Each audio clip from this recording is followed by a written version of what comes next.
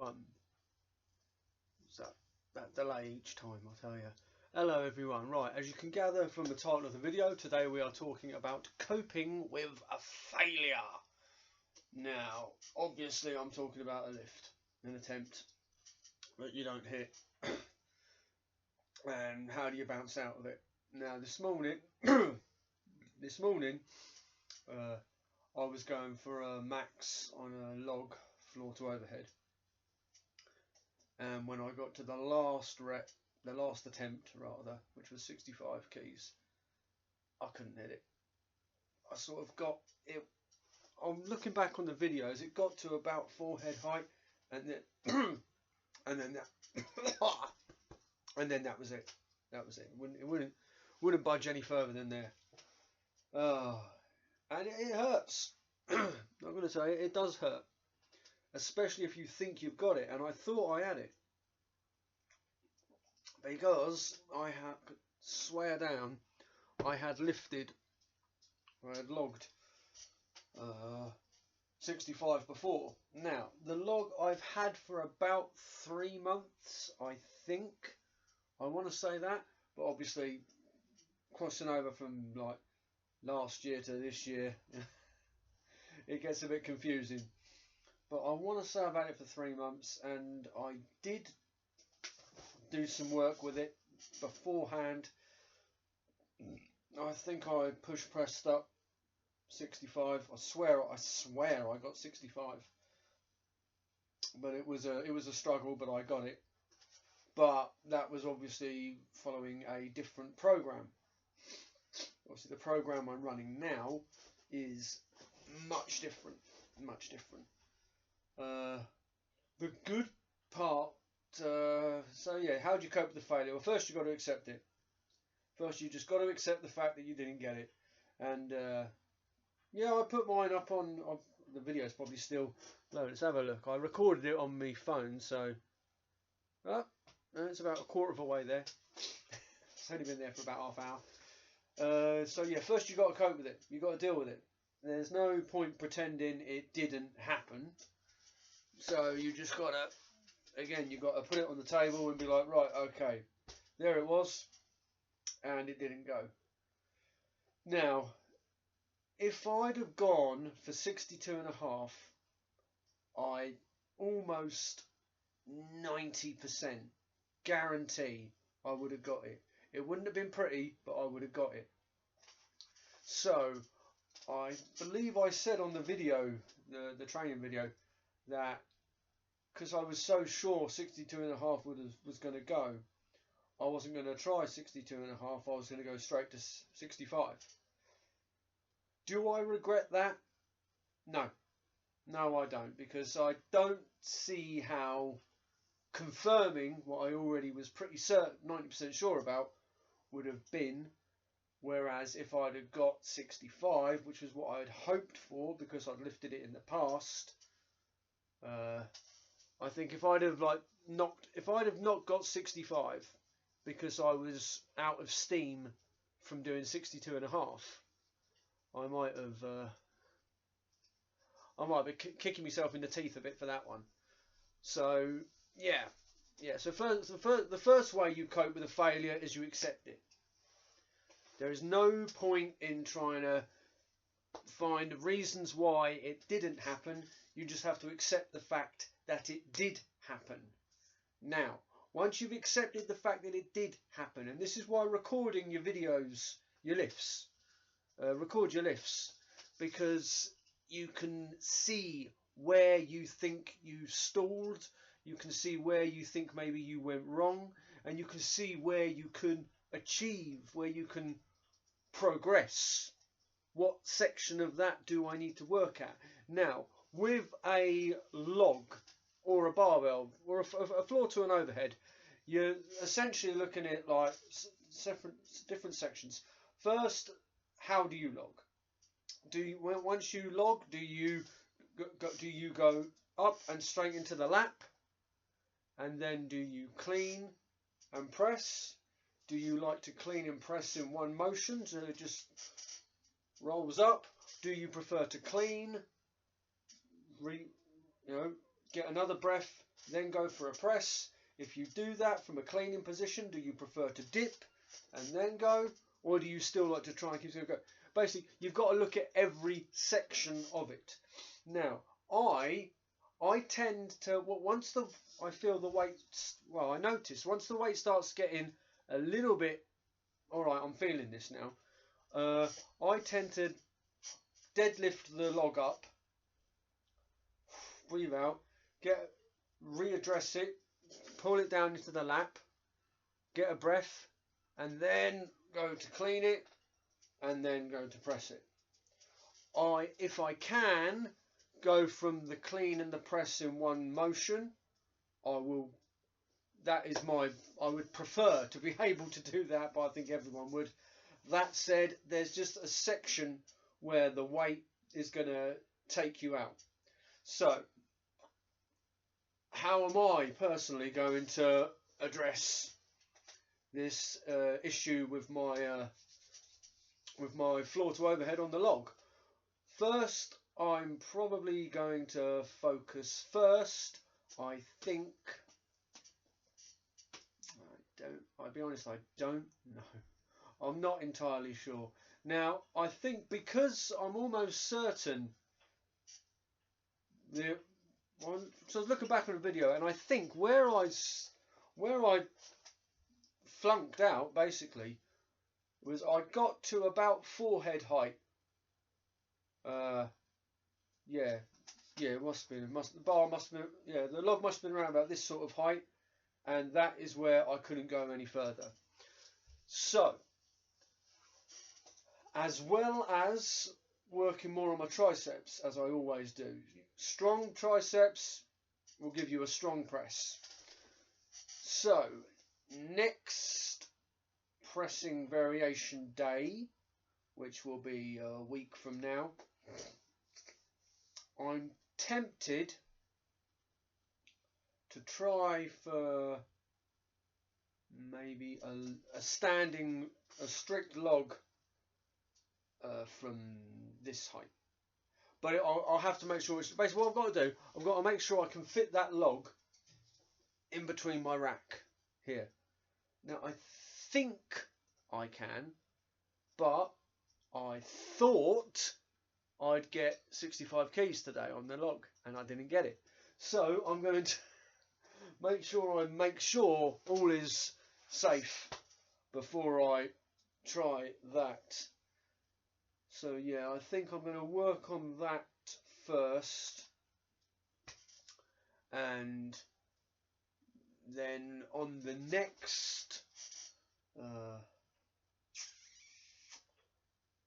variation day, so it'll be about week 7. Yes, this is week 5.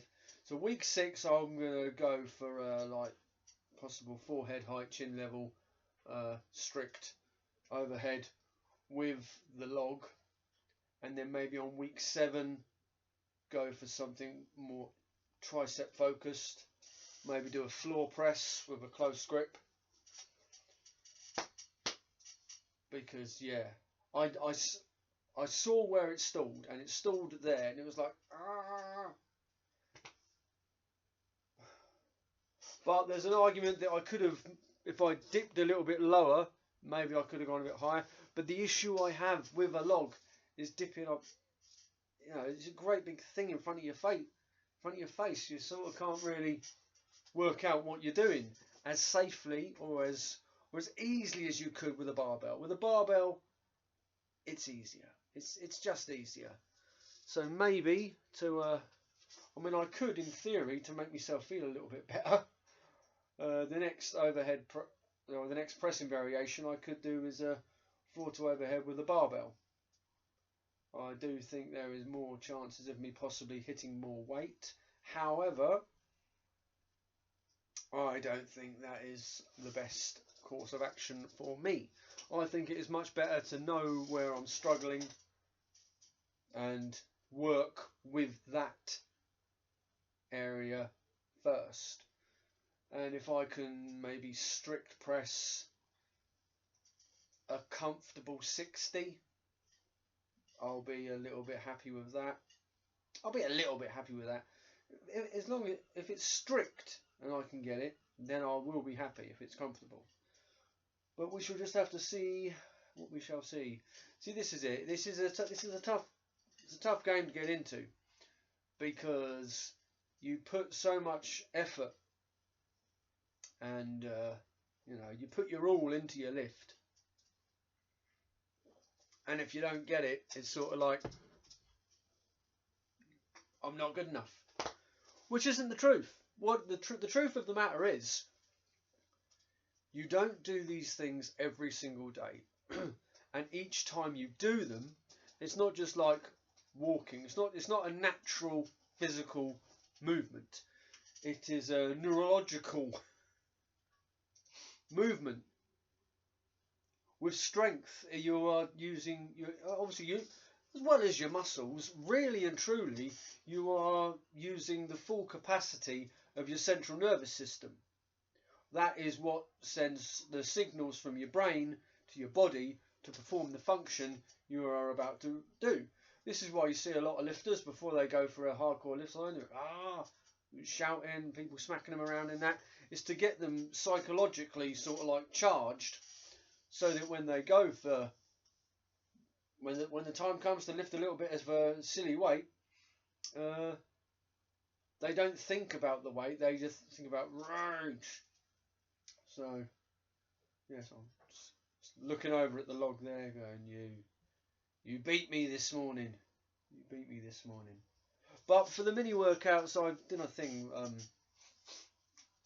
I'll probably do a little mini workout tomorrow where I'll be focusing on the movement itself, not the weight, the movement. And then,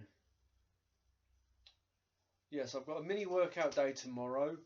Friday is back to the dynamic effort on with the squats and the deadlift and some accessory work there. On Saturday, it's the dynamic work on the press and accessory work. And then Sunday it'll be another mini workout day. And then Monday we'll be back to the dynamic effort on a variation of, I think it's going to be a squat. Yeah.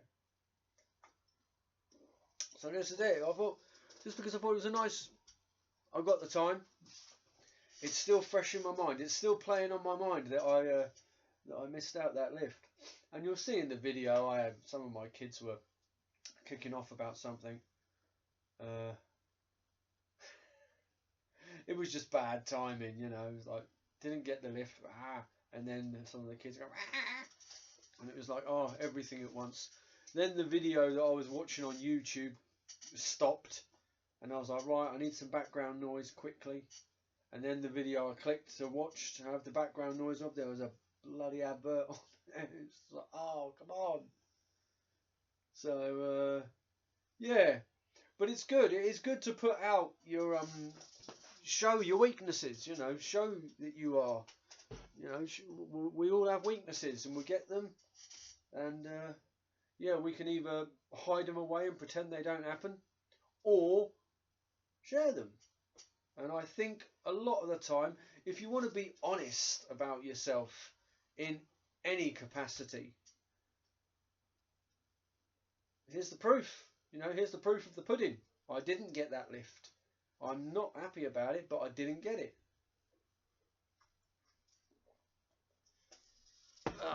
It'll be a long time before I'm testing that one again anyway. So I've got to get the 12 weeks that I'm running with this conjugate program out the way. Then I'm going to be testing my maxes for a deadlift, a squat, a bench, an overhead. As I say, I think I've said this before, I don't know what type of overhead I will be testing the max on. It's going to be a floor to overhead because that's what you get in competitions. So I'll be looking at the competition that I'm tempted by, which is in May. There is one in March, but I'm not going to be there for that. I'm not going to have the funds, which is killing me because it's in Southampton, which is my hometown, and I'd love to compete in Southampton, just because it's my hometown. I'd love to, but that's not going to come through. because finances, you know, only got a couple. It's like literally, you know, March is literally only a couple of months away, isn't it? So yeah, I know that's not going to go. But the other one's in May. Now the weights for that other competition are a little bit hairier, and I don't mind. I don't mind. All I want to do is not zero an event. I don't mind compete. Look, you know, at the end of the day, as I've mentioned this before, as much as I love to compete, I've never actually been in a competition. So when I go to my first competition, all I want is to not zero anything. Say I've got to do a 210 kilogram or whatever yoke down a 10-meter course or whatever. As long as I know I picked that up, I don't care. If I pick the log up and I only manage like 2 feet, I'll be like, do you know what? I picked it up, the yoke. if I can just pick a yoke up and carry it like 2 or 3 or 4, 5 feet, what, 2 meters? Let's say 2 meters. 2 meters would be nice. It's better than nothing. It will be so much better than nothing. So yeah, in hindsight, so as a conclusion on how to cope with failure, accept it. Accept it. Don't live in denial. Don't pretend it didn't happen. Don't try and find loads of excuses why it didn't happen. So yeah, so the first thing, accept that you failed. The second thing, think, where could I have gone better? If we are talking about a lift here, this is what I'd suggest most people, especially if you're going for a max. If you're maxing for an event of any kind or an exercise of any kind, record it. Put your phone at a side angle or somewhere so you'll be able to see where you went wrong. Looking back on the video that I done earlier, I saw that I've stalled right there, right around there. So I'm thinking, right, the next thing I want to focus on then for my pressing variation is going to be a strict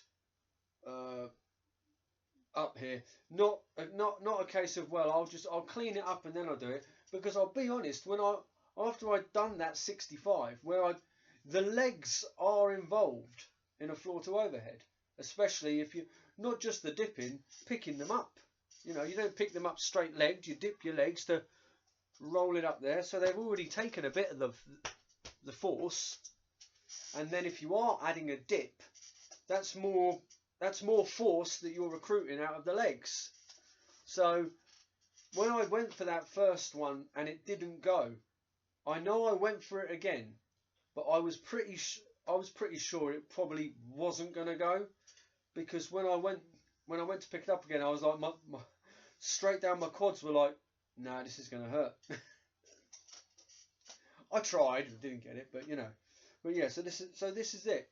So do record your work, your exercises, because they will show you where you stalled. If you can't remember where you stalled in a lift, they will show you where. So accept it. Accept the fail. Where could I have gone better? Where did I stall? And then work from there. Also, as well as working from there, think about your other muscles that are involved in the movement.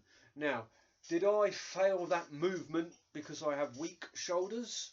Or did I fail that movement because I got weak triceps? Focus on the big picture. So yeah, as I say, to sum it up, how do you deal with a failure? How do you deal with a failure?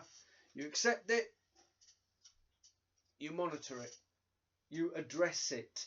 Every single particle of the event, you address it, you see what you went wrong, you think about where you could have improved, and you work on it. And if it's an event or an exercise or a whatever, which is very much a compound exercise, which means more than one exercise, more than one muscle group rather. plays a vital part in the execution of the exercise. You work on all of it. All of it. You know, if your problems cleaning the bar up, maybe do some front squats, some heavy front squats.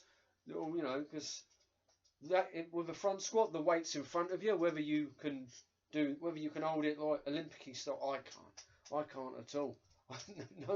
No chance. So I do use more of the bodybuilder style. I'm tempted to try a zombie style, but there you go. I was thinking about a squat variation. I might try a zombie squats, but I might not. No, I'll give them a go. You never know. Yeah. So I'm repeating myself a lot, I know, but that's because I think this is because how I deal with it. I'm addressing it. I feel like if I didn't address it today, it would play on my mind. So I thought, right, we'll get it out here. It happened. I'll share it with all you lot. If you haven't liked or subscribed yet, and you've sat through the video this long, please consider liking and subscribing to the page. And accept the fail. Address the fail.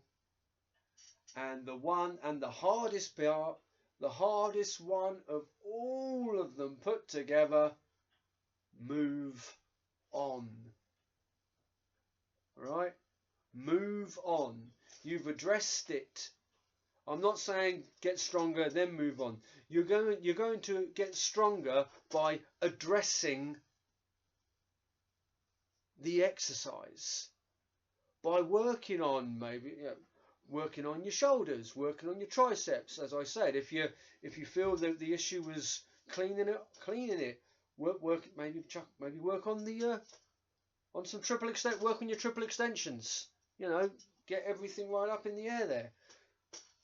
Get some high weight on some sandbag pickups, some Atlas stone pickups, something like that. Something which is recreating the movement pattern of cleaning the log. So any movement where you start in down here on the floor sort of thing, and then you're lifting a weight up and you're bringing it up to your chest as if it would be a clean. Work on that. Work on that. Work on that with the barbell. Work on that with the dumbbells. Work on that with the sandbag. Something like that. Any of these little things that can address that movement pattern. And if you're perfectly 100% sure that your weakness is not in your clean, then if it's not in the clean, then it's from once it gets here to getting it up there. Do you need to use a dip to get that extra sort of like shock the weight bit up? Is it that your shoulders just can't take the weight from there up to there? Address it. So all of the getting stronger bit, you cover that. That gets covered in step 2, which is addressing the lift. And the third one, as I say, is moving on. That basically means you've just got to deal with it. You've got to deal with it. We're not always going to be as strong as we think we are. Everyone's probably got a lift in mind that they can hit, and maybe 9 times out of 10 you get it. But that 1%, that one time that you don't get it, you're sort of like, oh, failure. But it's hard, but you can't live like that. You can't deal with every failure by addressing yourself as an even bigger failure. I'm gonna go for log floor to overheads again, loads of times. I love doing them.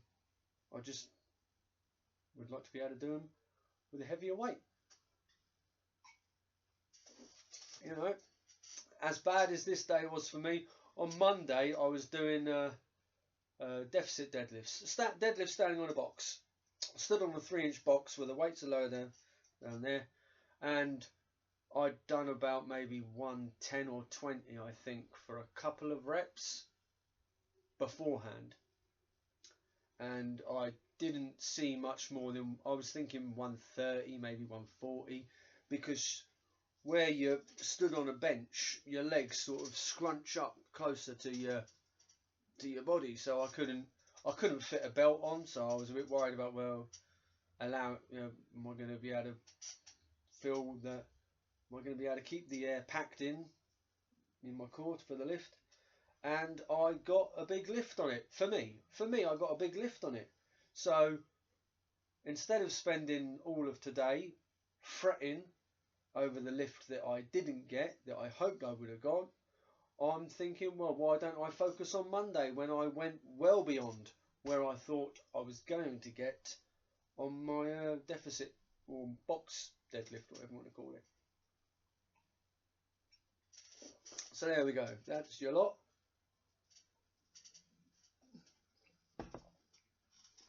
Right. How you cope with the fail? Accept it. Address it. Move on. Right. Now, if you're still here, we'll hop over onto the website, www.paulheileylifts.co.uk. I have got January deals going on because it's still January and I'm a very nice person.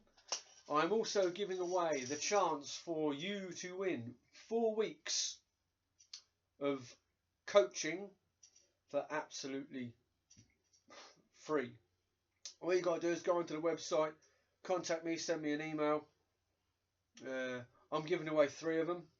I can't give away more than that. And yeah, if you are of the mindset that you want to get stronger, fitter, healthier, and you like the look of me, or you like my videos, or whatever, please consider giving me a nod.